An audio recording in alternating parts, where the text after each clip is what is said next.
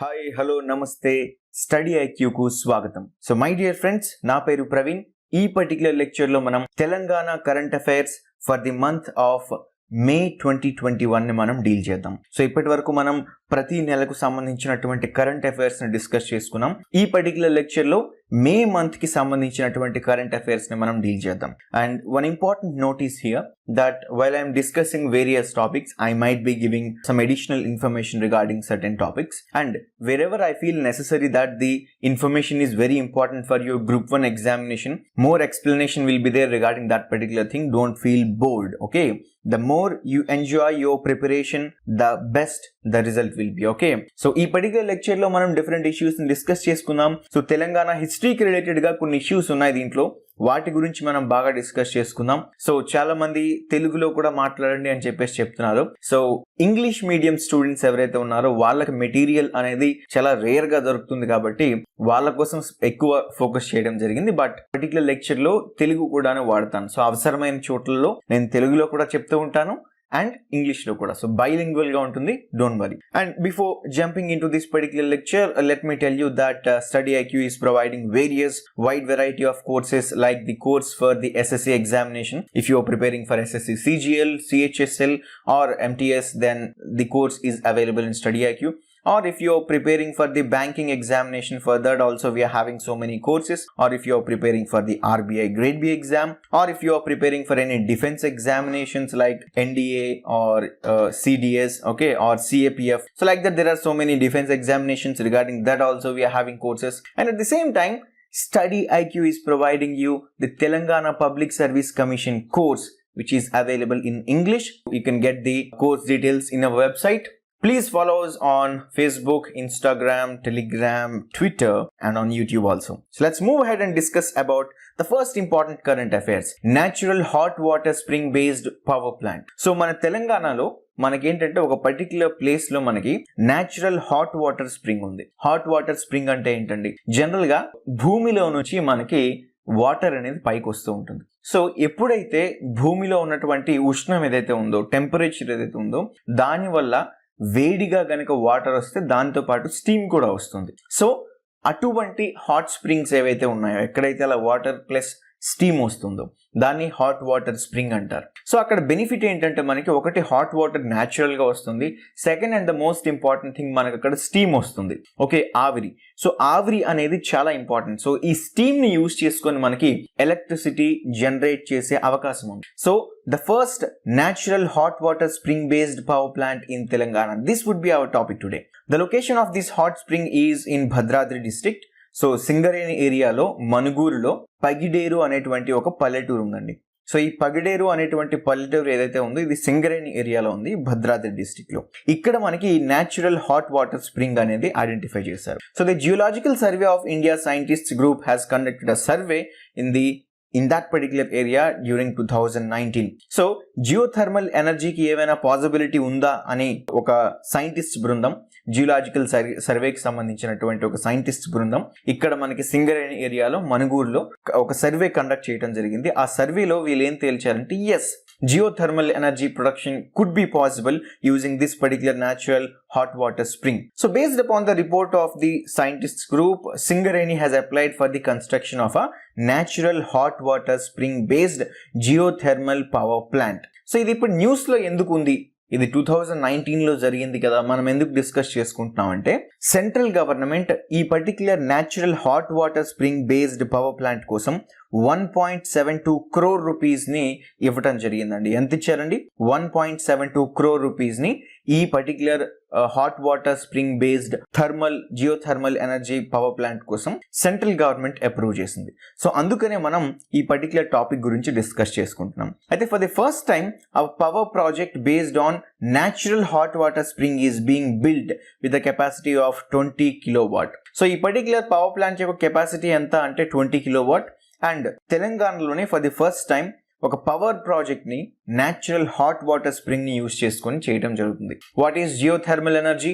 దీని గురించి మీకు ఐడియా ఉండాలి. Especially if you are a science student, then definitely you might be knowing what is geothermal energy. We have different kinds of electricity generation processes. One is hydro, okay, another is wind, okay, windmills ni use chesi manam chestam. tidal energy కూడా ఉందండి. So using the tides that come on the seashore, we can create electricity. How? Just check it out in internet, it's very interesting. And the fourth one is geothermal. Okay, another is solar. Okay, solar. So these are mostly renewable sources of energy. Okay, so these are all renewable sources of energies. Now geothermal energy, it's very important. Wherever from on the earth's surface, wherever we are having the source of steam through a particular vent. Okay, సాధారణంగా మనకి భూగర్భంలో ఏం జరుగుతుందంటే కొన్ని చోట్ల మనకి hot water ఉంటుంది. ఈ పర్టికులర్ హాట్ వాటర్ ఇంకా హీట్ అవ్వడం వల్ల, కొన్ని జియోథర్మల్ యాక్టివిటీస్ వల్ల హీట్ అవ్వడం వల్ల మనకి హాట్ వాటర్ దీంట్లో నుంచి రావడంతో పాటుగా వాటర్ వేపర్ అనేది స్టీమ్ రూపంలో వస్తుంది. And steam is very powerful. Okay, pressure cooker లో మీరు చూసుకున్నా సరే స్టీమ్ యొక్క పవర్ ఏంటో మీకు తెలుస్తుంది. ఇదే స్టీమ్ ని కోల్ అండ్ వాటర్ ని వాడి స్టీమ్ యూజ్ చేసి దాని ద్వారా ఒకప్పుడు రైల్ ఇంజిన్ నడిచేదండి during the British era. Okay, అప్పట్లో. So the same principle is applied here. The steam is used for generating power. Okay, so all over the main issue here is that తెలంగాణలో మనకు ఒక power plant కట్టబోతున్నారు. ఈ power plant geothermal energy base చేసుకుని work చేస్తుంది. And ఇదొక natural hot water spring based power plant, first time in Telangana.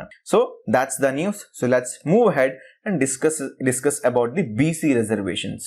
వెనుకబడిన కులాలు ఎవరైతే ఉన్నారో, వెనుకబడిన తరగతులు ఏవైతే ఉన్నాయో వాళ్ళకి రిజర్వేషన్లు ఇవ్వటం జరిగింది. So extension of BC reservations in Telangana. Extension of BC reservations in Telangana. So backward caste ఏవైతే ఉన్నాయో వాళ్ళ కోసం రిజర్వేషన్ అనేది ఇంకో 10 years ఎక్స్టెండ్ చేయడం జరిగింది. So according to the government order number 3, reservations for the backward classes has been extended by 10 years. How many years? 10 years. 10 సంవత్సరాలకు పొడిగించడం జరిగింది. అయితే ఈ 10 years టర్మ్ ఎప్పటి నుంచి ఎప్పటి వరకు ఉంటుందంటే it would be applicable from June 1st, 2021 to May 31st, 2031. So ఈ 10 years కి మనకి ఈ బీసీలకు రిజర్వేషన్ వర్తించడం జరుగుతుంది. ఓకే, సో రాష్ట్ర ప్రభుత్వం జీవో నెంబర్ 3 ప్రకారం తీసుకొచ్చినటువంటి చేంజ్ ఏంటంటే బ్యాక్వర్డ్ క్లాసెస్ ఏవైతే ఉన్నాయో వాళ్ళకి రిజర్వేషన్ ని ఇంకొక 10 ఏళ్ళు పొడిగించడం జరిగింది. Okay, so the reservations for backward classes or BC communities in educational institutions number 1 and employment. Remember, a particular sectors లో మనకి రిజర్వేషన్స్ అప్లికబుల్ అంటే ఒకటి educational institutions, second thing in employment. Okay, so generally 5-year age relaxation అనేది ఏదైతే ఇస్తున్నారో మనకి employment లో BCs కి, this would continue for another 10 years. So after 10 years conditions ని బట్టి ఇన్ కేస్ బీసీస్ కి రిజర్వేషన్స్ ఇవ్వకూడదు అంటే ఈ 5-year రిలాక్సేషన్ కూడా ఉండదు. But we can't expect that in a country like India. Yes, there will be reservations, but we need to make better change, a positive change regarding the reservation system that is existing in our country. So the reservations will be implemented for all the subgroups like BCA, BCB, BCC, BCD, BCE. So general ga backward classes lo manaki subgroups untai. So ఈ sub groups ఏవైతే ఉన్నాయో ABCDE, ఈ అన్ని sub groups కి కూడాను reservations అనేవి implement అవుతాయి for next 10 years. Okay, and there will be no change in the quotas granted to each sub group of BC classes. Okay, there will be no change in the quota. So ప్రతి బీసీలో మనకి ఇప్పుడు BCA, BCB, CDE ఉన్నాయని చెప్పుకున్నాం. So ప్రతి sub group కి కూడాను ఇంత పర్సంటేజ్ ఆఫ్ కోటా అని చెప్పేసి ఉంటుంది. Based upon their backwardness, that quota is fixed. So that particular quota will not be changed. It will be the same for the next 10 years also. So that was the news. Let us move ahead and discuss about one more small thing, that the pension for old age artists has been announced by the Telangana government. Actually it was announced earlier only, but the issue here is that the amount has been hiked. Earlier they used to get 1,500 rupees per month, but now for the aged artists, for them the pension is hiked to 3,016 rupees. Okay, so in total there are 2,661 beneficiaries in Telangana who are getting pension under old age artists category. Now let us move ahead and discuss a very sad issue here, that a great poet from Telangana has passed away. His name is Velapati Ramareddy garu. So Velapati Ramareddy garu has passed away at the age of 89. He passed away. He was a well-known poet, but he passed away due to illness. So Velapati Ramareddy garu మరణించడం జరిగింది. ఆయన స్వర్గస్థులయ్యారు. అయితే ఎందుకు ఈ particular కవి గురించి మనం చర్చించుకుంటున్నాం అంటే ఇతను ఒక పుస్తకం రాశారండి మన తెలంగాణ సాయుధ పోరాటం పైన. తెలంగాణ మాండలికంలో మనకి ఈ పర్టిక్యులర్ బుక్ ని ఆయన రాయటం జరిగింది. So he wrote a book on Telangana armed struggle in Telangana dialect. That's the speciality. Generally మనకి చాలా మాండలికాలు ఉంటాయి. రాయలసీమకు ఒక మాండలికం ఉంటుంది, శ్రీకాకుళం విజయనగరం అటువైపు మాండలికం ఉంటుంది, అండ్ అలాగే మనం గోదావరి సైడ్ చూసినట్లయితే లేదా కృష్ణా సైడ్ చూసినట్లయితే మీకు ఆ స్లాంగ్, ఆ డైలెక్ట్ అనేది చేంజ్ అవుతూ ఉంటుంది. In the same way in Telangana also the Telugu is not speaking the way in rest of Andhra it is speaking. In Telangana we have a definite way of pronouncing different words. Okay, చాలా వరకు తెలుగు పదాల్లో చాలా changes ఉంటాయి తెలంగాణలో. So మనకి తెలంగాణలో ఏంటంటే ఉర్దూ భాష కాస్తో కోస్తో తెలుగులో మిళితమై ఉంటుంది. అలాగే ఇక్కడ తెలుగు మాట్లాడే విధానం కొంచెం డిఫరెంట్ గా ఉంటుంది. దాన్ని తెలంగాణ డైలెక్ట్ అంటారు. సో తెలంగాణ డైలెక్ట్ లో మాట్లాడడం అంటే ఒకప్పుడు చాలా చిన్న చూపు చూసేవాళ్ళు, బట్ ఇప్పుడు తెలంగాణ డైలెక్ట్ అంటే ఇట్స్ అ స్పెషాలిటీ. ఎవరి లాంగ్వేజ్ వాళ్ళకి గొప్పది, ఎవరి డైలెక్ట్ వాళ్ళకి గొప్పది. వాళ్ళ లాంగ్వేజ్ ని, వాళ్ళ డైలెక్ట్ ని వాళ్ళు ప్రిజర్వ్ చేసుకోవాలి. That's their duty, that's there responsibility. So Telangana armed struggle మీద ఈయన ఒక పుస్తకం రాశారు, వేలపాటి రామరెడ్డి గారు. సో అది తెలంగాణ డైలెక్ట్ లో రాయడం అనేది చాలా గొప్పతనం. సో ఎందుకు మనం మన భాష మాట్లాడడం గురించి అంతగా సంకోచించాలనేటువంటి భావన ఆయనలో ఉండేది. సో అందుకనే తెలంగాణ డైలెక్ట్ లో రాశారు ఈ book. And this particular information would be very important for your examinations. It may be asked in the exam. Okay, so Telangana armed struggle గురించి ఈయన ఒక పుస్తకం రాశారు. ఈ పుస్తకం తెలంగాణ మాండలికంలో, తెలంగాణ డైలెక్ట్ లో ఉండేదండి. Coming to the basic information regarding Velpati Ramareddy గారు. He was born on November 4th, 1932 in Regula village of the joint Warangal district. Present మనకి వరంగల్ అనేది అర్బన్ అండ్ రూరల్ కింద విడగొట్టడం జరిగింది. బట్ అప్పట్లో వరంగల్ జిల్లా అనేది కలిసి ఉన్నప్పుడు ఏదైతే రేగులా విలేజ్ ఉండేదో ఆ విలేజ్ లో ఈయన పుట్టారు. He retired as a teacher of the English department of the government degree college of Hanamkonda. Telangana has lost literary jewel of its state. May his soul rest in peace. So let's move ahead and discuss about one more important thing. Now, this particular news is very important in terms of current affairs as well as the culture and history of Telangana. So, Telangana చరిత్రకు సంబంధించి ఈ particular news చాలా important. So, news ఏంటి అంటే వీరగల్లు sculptures were found in సోమరాజుకుంట. సోమరాజుకుంటలో వీరగల్లుకు సంబంధించినటువంటి విగ్రహాలు మనకి లభ్యమయ్యాయండి. So ఈ వీరగల్లు అంటే ఏంటో ఫస్ట్ మనం డిస్కస్ చేసుకుందాం. మనకి కాకతీయులు ఉన్నటువంటి కాలంలో ఒక సంప్రదాయం ఉండేది. ఆ సంప్రదాయం ఏమనంటే ఒక వీరుడు ఎవరైనా సరే యుద్ధానికి వెళ్ళి అతను యుద్ధంలో తన వీరత్వాన్ని ప్రదర్శించి ఫైనల్ గా ఆ యుద్ధంలో తన రాజ్యం కోసం గనక అతను ప్రాణాలని అర్పించినట్లయితే అతని వీరత్వాన్ని గుర్తించి అతని యొక్క వీరత్వాన్ని చాటి చెప్తూ అతనికి ఒక పర్టిక్యులర్ విగ్రహాన్ని తయారు చేసేవాళ్ళు. అలా ఎవరైనా ఒక వీరుడికి ఒక విగ్రహం తయారు చేస్తే అలాంటి విగ్రహాలను ఏవైతే పెడతారో వాటిని వీరగల్లు అంటారు. Okay, so వీరగల్లు. సో ఈ వీరగల్లు అనేటువంటి స్కల్ప్చర్స్, వీళ్ళకి సంబంధించినటువంటి స్కల్ప్చర్స్ మనకి దొరికాయి. సో స్కల్ప్చర్స్ అంటే విగ్రహాలు. So archaeological survey of Telangana has found 4 veeragallu sculptures. 4 వీరగల్లు విగ్రహాలు దొరికాయండి. ఎక్కడ దొరికాయి?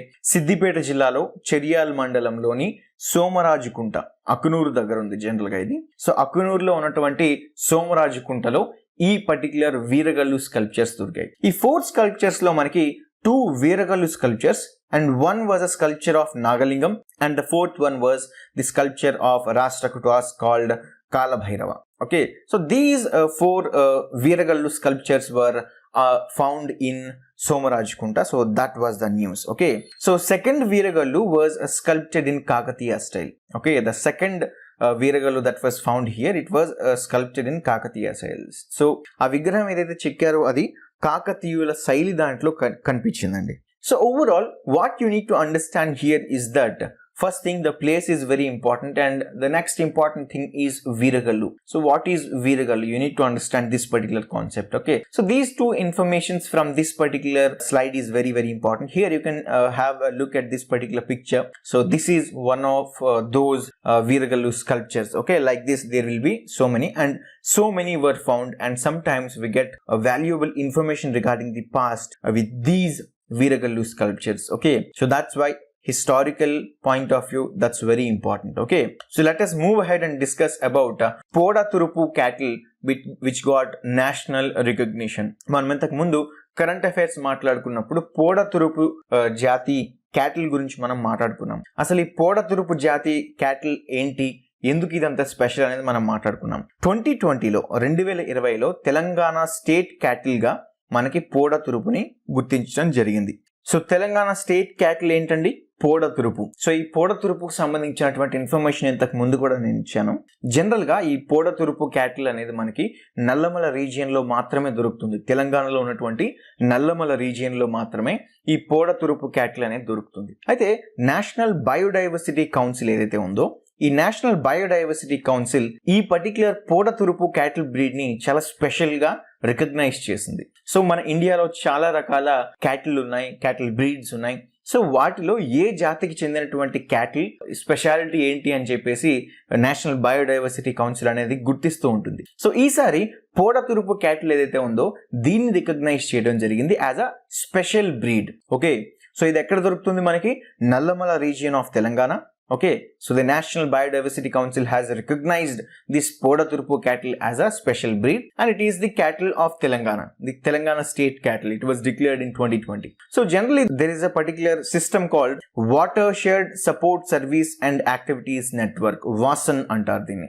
So Watershed Support Services and Activities Network అని చెప్పేసి మనకి ఇది ఒక సిస్టమ్ ని మనం క్రియేట్ చేసుకున్నాం. సో ఈ పర్టిక్యులర్ వాసన్ ఏం చేస్తుందంటే స్పెషల్ స్టేటస్ ఏ పర్టిక్యులర్ క్యాటిల్స్ కి ఇవ్వాలి, ఆ క్యాటిల్ యొక్క స్పెషాలిటీ ఏంటి అనేది గుర్తిస్తూ ఉంటుంది.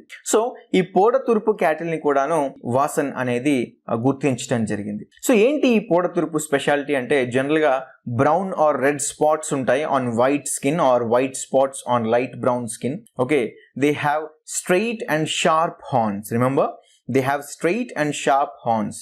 నిటారుగా ఉండేటువంటి మరియు చాలా పదునైనటువంటి కొమ్ములు కలిగి ఉంటాయండి ఈ Podaturpu. Here you can see the picture of this particular cattle, Podaturpu cattle. Okay, so on May 22 we celebrate May 22 as International Biodiversity Day. So May 22 ని అంతర్జాతీయ జీవ వైవిధ్య దినంగా మనం సెలబ్రేట్ చేసుకుంటాం. ఇది గుర్తుంచుకోండి, చాలా ఇంపార్టెంట్. సో ఈ May 22న అంతర్జాతీయ జీవ వైవిధ్య దినోత్సవం రోజున international biodiversity day, on this particular day the union environment and forest minister Prakash Javadekar declared this special recognition to this particular Podaturpu cattle. Okay, so that was the information regarding Podaturpu cattle. Let us move ahead and discuss about the new chairman of TSPSC. Wow, finally. So Telangana State Public Service Commission ki oka kotta chairman vacharu. He is an IAS officer, Dr. B. Janardhan Reddy garu. So other members are Ramawat Dhansingh, Professor B. Lingareddy, కోట్ల Aruna Kumari, Sumitra Anand Tanoba, Karyam Ravinder Reddy, doctor Erravelli Chandrashekar Rao, R Satyanarayana. Now the question is, will there be a question on the chairman of TSPSC in TSPSC examinations? I don't think so.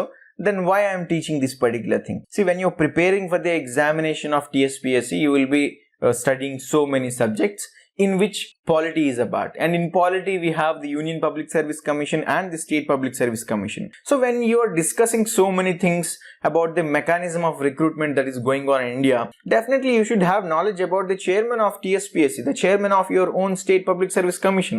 That's important. So for that purpose only I have provided this particular information here. So nothing more important. Let us move ahead and discuss a very small important news that the Telangana government has announced a toll-free number for the pregnant women.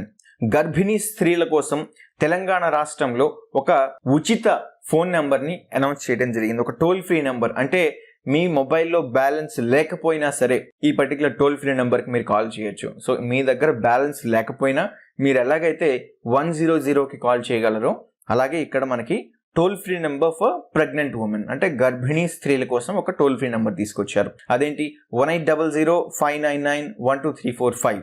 చాలా simple. So 1800-599-12345. So ఇది toll free number for pregnant women. And this is not only just current affair, but if you are residing in any part of Telangana and if any pregnant woman needs help, then you can contact this particular number. So why this particular toll-free number was announced by the Telangana government?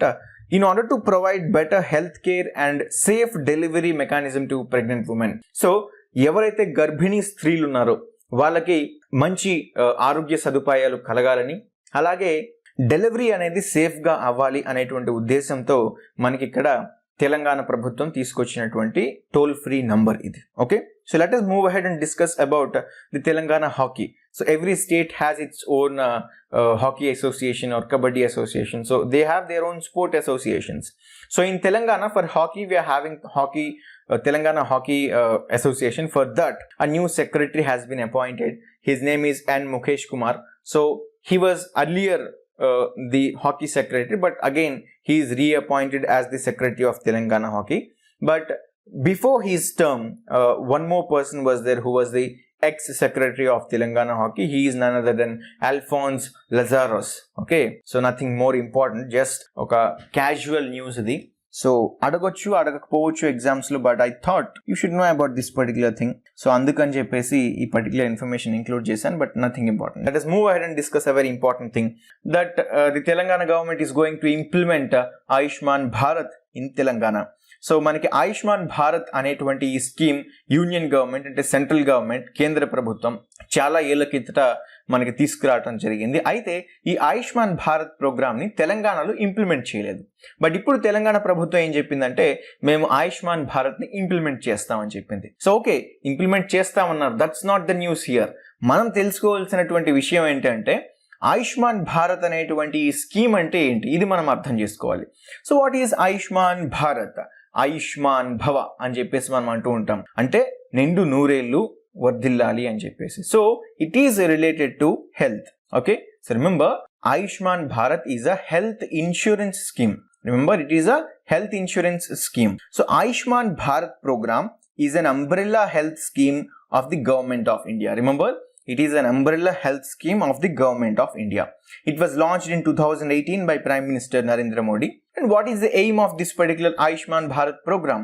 Its aim is to provide various benefits with a cover of 5 lakh rupees per family to be given per year. Simple ga cheppalante Ayushman Bharat anedi ఆరోగ్యానికి సంబంధించినటువంటి ఒక scheme. So మీకు చాలా ఆరోగ్య సమస్యలు ఉంటాయి చాలా మందికి. సో మానవుడు మెయిన్ గా ఎదుర్కొనేటువంటి ఆరోగ్య సమస్యలు ఏవైతే ఉన్నాయో అటువంటి ఆరోగ్య సమస్యలకి ప్రభుత్వమే మీకు ఆరోగ్య సదుపాయాలు కల్పించాలి అనుకుంటూ స్టార్ట్ చేసినటువంటి ఒక ప్రోగ్రామ్ ఆయుష్మాన్ భారత్. సో దీని కింద ఏం చేస్తారంటే 2018లో ప్రధానమంత్రి నరేంద్ర మోడీ గారు దీన్ని స్టార్ట్ చేయడం జరిగింది. సో దీని కింద కేంద్ర ప్రభుత్వం ఏం చేస్తుందంటే ప్రతి కుటుంబానికి ప్రతి సంవత్సరానికి 5 లక్షల రూపాయలు అనేది ఇక్కడ మనకి ఇన్సూరెన్స్ కవర్ ఇవ్వడం జరుగుతుంది. అంటే ఒక కుటుంబంలో ఎవరైనా వ్యక్తికి ఏదైనా ఆరోగ్యపరమైనటువంటి ఇబ్బంది వచ్చినట్లయితే అతను హాస్పిటల్లో జాయిన్ అయితే జనరల్గా ప్రైవేట్ హాస్పిటల్లో పిండేస్తారు. మన దగ్గర ఉన్నటువంటి సేవింగ్స్, మనకి జనరల్గా సేవింగ్స్ ఉండవు మన ఇండియాలో. సో ఉన్న డబ్బులను ఖర్చు పెట్టేసి క్రెడిట్ కార్డు కూడా వాడేస్తాం. బట్ జనరల్గా సేవింగ్స్ ఏవైతే ఉంటాయో ఆ సేవింగ్స్ని కూడాను మనం పూర్తిగా పోగొట్టుకునే పరిస్థితి ఉంటుంది. So health is very important, okay, here at this particular time when India has faced, the whole world has faced the pandemic. Now everybody came to know that savings are important and being safe and clean is very important. Apart from that, health insurance is also very, very important. So the main aim of Ayushman Bharat program is to provide 5 lakh rupees insurance cover, health insurance, okay, health insurance cover. So ఆరోగ్య బీమా 5 లక్షల రూపాయల ఆరోగ్య బీమా ప్రతి కుటుంబానికి ప్రతి సంవత్సరం ఇవ్వడం జరుగుతుంది. సో ఒక పర్టికులర్ పర్సన్ ఒక హాస్పిటల్కి వెళ్ళాడు, సో అతనికి ఏవైతే ఖర్చులు ఉంటాయో ఆయుష్మాన్ భారత్ ప్రోగ్రామ్ కింద 5 లక్షల వరకు ఖర్చు కేంద్ర ప్రభుత్వం మీకు భరిస్తుంది under Ayushman Bharat program. Okay, so it consists of an integrated approach comprising health insurance, primary, secondary and tertiary health care. So it is not only about health insurance. ఇక్కడ ఆరోగ్య బీమా ఒకటే ఇష్యూ కాదు, మీకు ప్రాథమిక స్థాయిలో అలాగే ద్వితీయ శ్రేణి స్థాయిలో అలాగే తృతీయ శ్రేణి స్థాయిలో అంటే primary, secondary, tertiary health care.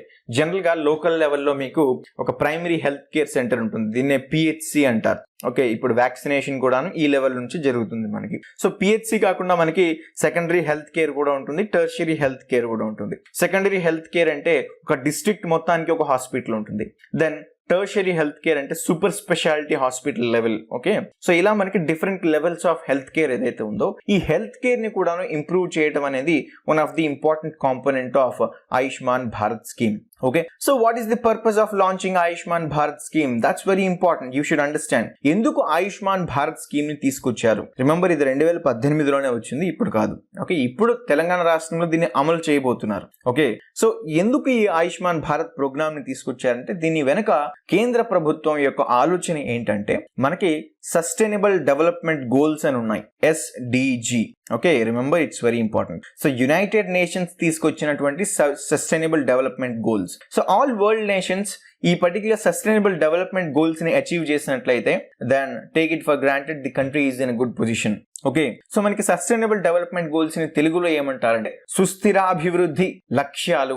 Okay, సుస్థిరాభివృద్ధి లక్ష్యాలు అని చెప్పేసి అంటారు. సో ఐక్యరాజ్య సమితికి సంబంధించినటువంటి సుస్థిరాభివృద్ధి లక్ష్యాలు. సో ఈ సుస్థిరాభివృద్ధి లక్ష్యాల్లో ఒక పర్టికులర్ లక్ష్యం ఏంటంటే leave no one behind. So health care లో ఎవరు కూడాను వెనకబడిపోకూడదు, అందరికీ హెల్త్ కేర్ అనేది అందాలి అనేటువంటి ఒక గోల్ ఉంది. సో ఇలా ఒక్కొక్క గోల్ ని అచీవ్ చేసుకుంటూ వెళ్తేనే మనకి సస్టైనబుల్ డెవలప్మెంట్ గోల్స్ ని అచీవ్ చేసుకుంటూ ముందుకు వెళ్లే అవకాశం ఉంటుంది, అభివృద్ధి చెందేటువంటి అవకాశం కూడా ఉంటుంది. కనుక ఆయుష్మాన్ భారత్ స్కీమ్ ని తీసుకొచ్చి ప్రతి ఒక్కరికి హెల్త్ ఇన్సూరెన్స్ ని ప్రొవైడ్ చేయడం అనేది కేంద్ర ప్రభుత్వం యొక్క ఉద్దేశం. సో ఇంత డిస్కషన్ దేనికి అంటే ఆయుష్మాన్ భారత్ ఎందుకు డిస్కస్ చేసుకుంటున్నాం? ఒకటి, మనకి ఆయుష్మాన్ భారత్ కింద బెనిఫిట్ రావచ్చు.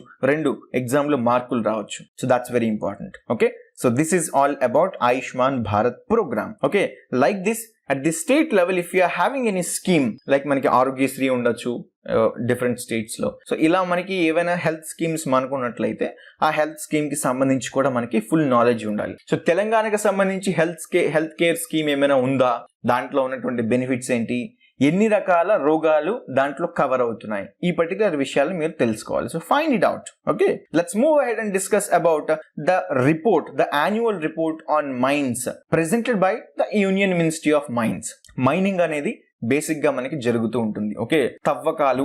ఓకే, దీనికి సంబంధించిన తవ్వకాలు, ఖనిజాలకు సంబంధించినటువంటి తవ్వకాలు, దాన్ని మైనింగ్ అంటారు. సో ఈ మైనింగ్ కి సంబంధించి మనకి కేంద్ర ప్రభుత్వంలో కేంద్ర ఖనిజ మంత్రిత్వ శాఖ, okay, union ministry of mines ఉంటుంది. So union ministry of mines మనకి ప్రతి ఏటా ఒక రిపోర్ట్ ని రిలీజ్ చేస్తుంది, దేశం మొత్తంలో మైనింగ్ ఎలా జరుగుతుంది అనే దానికి సంబంధించి. సో 2020-21 సంవత్సరానికి గాను యూనియన్ మినిస్ట్రీ ఆఫ్ మైన్స్ ఒక యాన్యువల్ రిపోర్ట్ రిలీజ్ చేస్తుంది.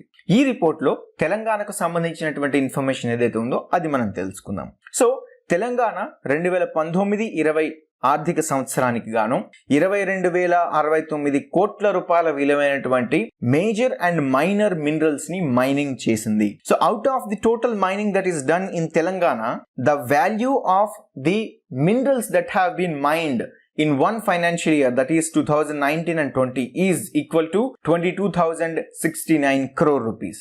Okay, ఇదే పర్టిక్యులర్ పీరియడ్ లో మనకి లైమ్ స్టోన్ మరియు మ్యాంగనీస్ మినరల్ తవ్వకాల ద్వారా రాష్ట్ర ప్రభుత్వం ఎంత సంపాదించుకోవచ్చు అంటే, జనరల్ గా ఈ లైమ్ స్టోన్ అండ్ మ్యాంగనీస్ ఎంతైతే తవ్వకాలు చేపట్టారో ఆ ఖనిజం, తవ్వినటువంటి ఖనిజం యొక్క మానిటరీ వాల్యూ ఎంత అనంటే, డబ్బు రూపంలో దాని వాల్యూ ఎంత అంటే 11,295 కోట్ల రూపాయలు. ఓకే, ఇది మాత్రమే కాకుండా కొన్ని మైనర్ మినరల్స్ కూడా ఉంటాయి. ఈ మైనర్ మినరల్స్ తవ్వకాలు ఏవైతే చేశారో వాటి విలువ ఎంత అంటే 10,774 కోట్ల రూపాయలు. Okay, so these were monetary statistics. But what about the composition of various mines, okay, various minerals?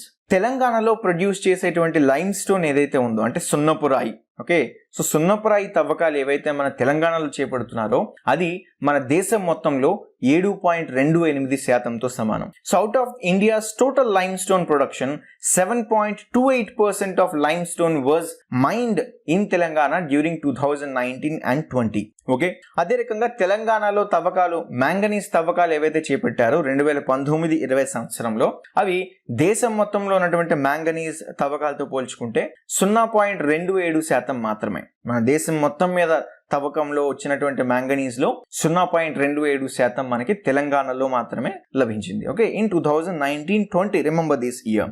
Among the production of most valuable minerals mining, Telangana state stands at 5th position. Now this is very important. మనకి most valuable minerals ఉంటాయి. Most valuable అంటే ఏంటి?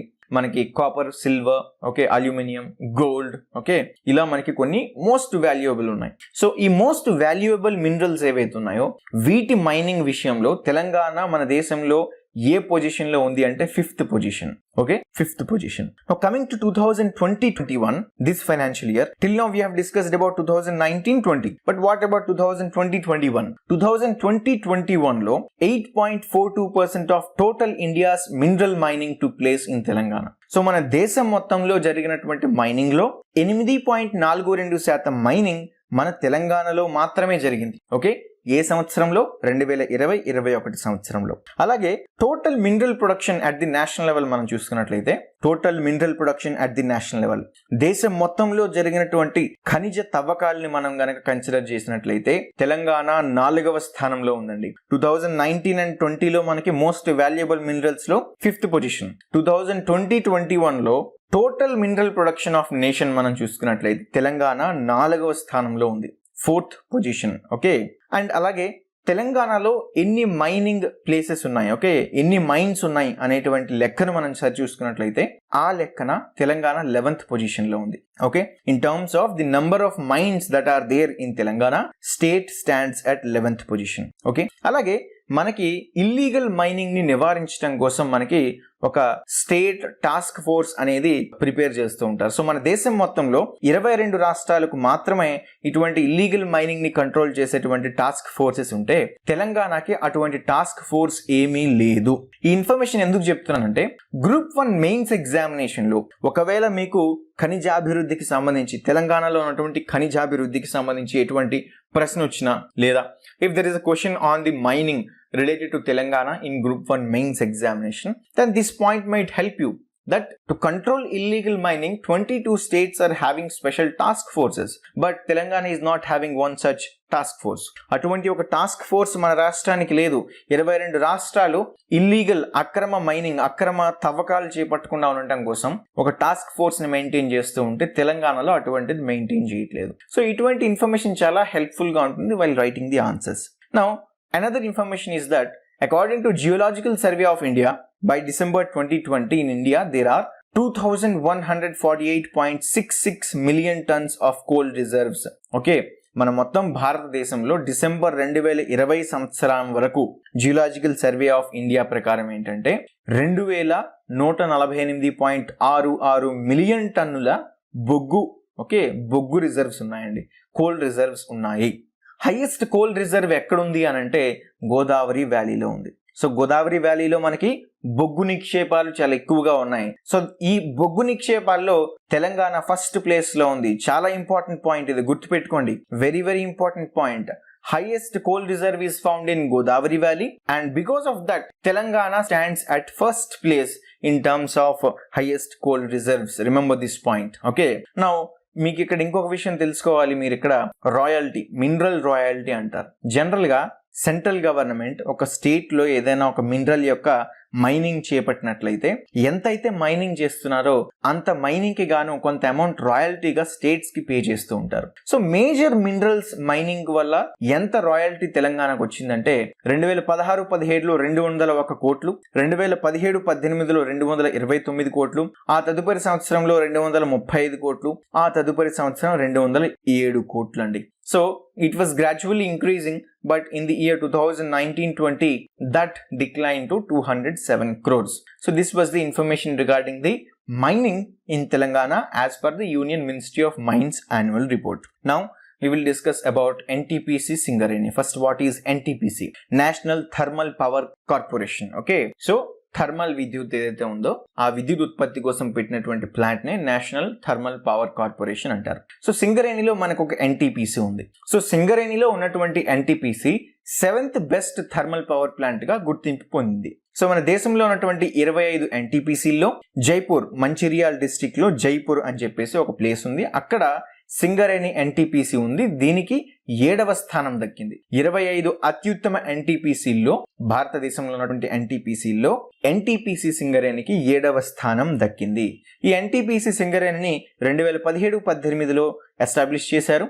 అప్పట్లో ఇది 5th position లో ఉండింది. Okay, and ఈ particular year ఈ పర్టికులర్ ఇయర్ అంటే at present 7th best thermal power plant గా గుర్తింపు పొందింది కదా. ఎందుకు అని అంటే ఎన్టీపీసీ సింగరేణి ఇప్పటి వరకు 100% ప్లాంట్ లోడ్ ఫ్యాక్టర్ ని 3 సార్లు నమోదు చేసింది. ఓకే, సో ఈసారి ఈ ప్లాంట్ లోడ్ ఫ్యాక్టర్ అనేది 98.57% గా ఉంది. So that was the information about NTPC Singareni. Now we will discuss again about the same topic called Veeragallu sculptures. ఇంతకుముందు మనం చూసుకున్నట్లయితే సోమరాజుకుంట దగ్గర మనకి వీరగల్లు స్కల్ప్చర్స్ దొరికాయి అని చెప్పి మనం మాట్లాడుకున్నాం. అయితే 14వ శతాబ్దానికి సంబంధించినటువంటి మనకి శిలా శాసనాలు దొరికాయి. ఓకే, అలాగే వీరగల్లు విగ్రహాలతో పాటు మనకి శాసనాలు దొరికాయి. ఎక్కడ దొరికాయి, ఏంటి వీటి speciality, that we need to understand. So the 14th century inscription on veeragallu sculptures was found. It was found at Ande village of Mirudoddi mandal, Siddipet. So Siddipet జిల్లాలోని మిరుదొడ్డి మండలంలో అందే అనేటువంటి ఒక గ్రామంలో మనకి ఇది దొరికిందండి. So Telugu script inscription, okay, it is a Telugu script inscription that was discovered on veeragallu sculptures. So ఈ veeragallu sculptures ఏవైతే మనకి సిద్దిపేటలో దొరికాయో ఈ స్కల్ప్చర్స్ పైన తెలుగు స్క్రిప్ట్ ఉంది అని చెప్పేసి డిస్కవర్ చేయడం జరిగింది. సో ఇక్కడ మనకి మిరుదొడ్డి మండలంలో 8 వీరగల్లు స్కల్ప్చర్స్ ని మనం డిస్కవర్ చేసాం. ఓకే, ఏనండి 8. ఓకే, 8 వీరగల్లు స్కల్ప్చర్స్ ని మనం ఇక్కడ డిస్కవర్ చేయటం జరిగింది. ఈ 8లో మనకి 5 ఒకే చోట దొరికాయండి. 5 ఒకే చోట దొరికాయి. One sculpture showcased a woman getting ready to sacrifice her life in fire. Remember this point. ఈ పర్టికులర్ స్కల్ప్చర్స్ లో ఒక స్కల్ప్చర్ మనకి ఏం చూపిస్తుందండి, ఒక స్త్రీ అగ్నిలోకి దూకి తన జీవితాంతను త్యాగం చేసుకోవడానికి సిద్ధంగా ఉన్నటువంటి ఒక చిత్రాన్ని ప్రతిబింబిస్తూ ఒక విగ్రహం దొరికింది. అనదర్ స్కల్ప్చర్, ఒక చెక్కినటువంటి ఇంకొక విగ్రహం ఏం చెప్తుందంటే, warriors with hair bun and holding weapons. జుట్టుని చుట్టలాగా చుట్టి పెట్టుకున్నటువంటి వీరులు వాళ్ళ ఖడ్గాలతో వాళ్ళ ఆయుధాలతో నిల్చున్నట్టుగా ఇంకొక స్కల్ప్చర్ ఉంది. సో ఇలాంటి వీరగల్లు స్కల్ప్చర్స్ మనకి సిద్దిపేట డిస్ట్రిక్ట్ లో దొరికాయి and they belong to 14th century.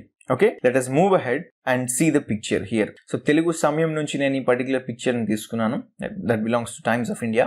So here you can see this is the picture of that particular Veeragallu. Okay, hair bun undi and they are having their weapons with them. Okay, so it is one of those Veeragallu sculptures. Now let us move ahead and discuss about a Jain sculpture which belonged to 9th century that was found. 9వ శతాబ్దానికి సంబంధించినటువంటి ఒక జైన విగ్రహం మనకి దొరికింది.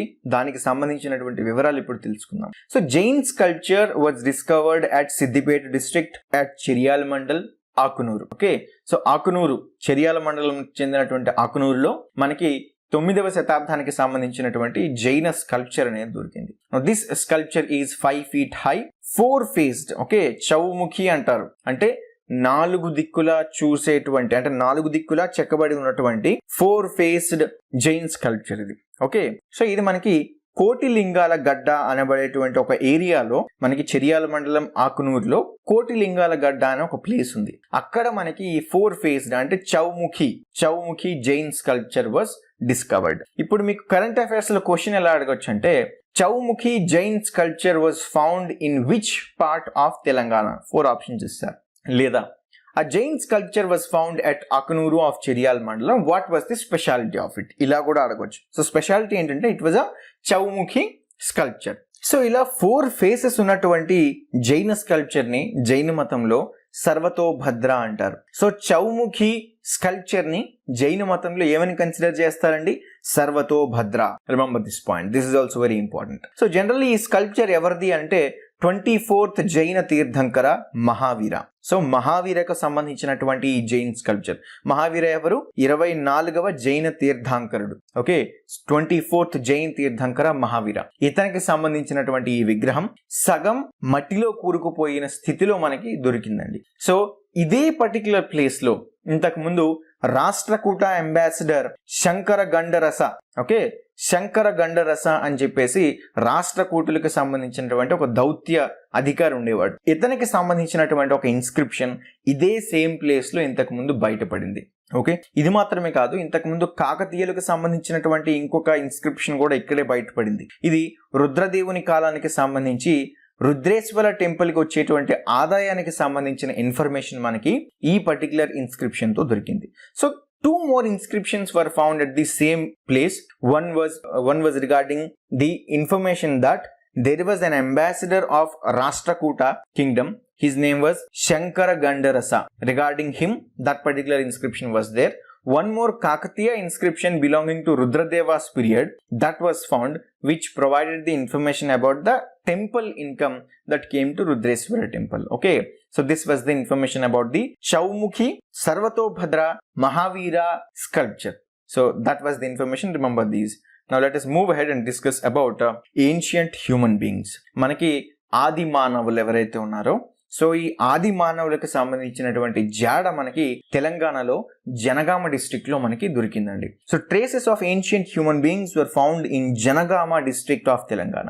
So in Jangaon district కొత్త తెలంగాణ చరిత్ర బృందం అంటారు దీన్ని. మీరు న్యూస్ పేపర్లో విరివిగా వినుంటారు. సో ఈ కొత్త తెలంగాణ చరిత్ర బృందం ఇక్కడ ఒక పురాతనమైనటువంటి అంటే ప్రాచీనమైనటువంటి గొడ్డలి, అలాగే క్లే పర్ల్స్ అంటే మట్టితో చేసినటువంటి ముత్యాలలానే మట్టితో చేస్తారు, చాలా గట్టిగా ఉంటాయి. Okay, then broken pot pieces, విరిగిపోయినటువంటి కుండ పెంకులు, అలాగే చిన్న చిన్న బొమ్మలు కూడాను అక్కడ డిస్కవర్ చేశారు. ఆన్ ది పాట్, ఈ పర్టికులర్ పాట్ ఏదైతే వాళ్ళకి దొరికిందో, కుండ ఏదైతే దొరికిందో దానిపైన beautiful pictures were there. Okay, beautiful figures were there belonging to Satavahana period. So Satavahana period కు సంబంధించినటువంటి ఈ ఇన్ఫర్మేషన్ దాని మీద, ఈ శాతవాహన ఎరాకు సంబంధించినటువంటి పెయింటింగ్స్ దాని మీద మనకి దొరికాయి. So this was the information about the ancient human traces that was found in Janagama district. So this was all about the May month current affairs.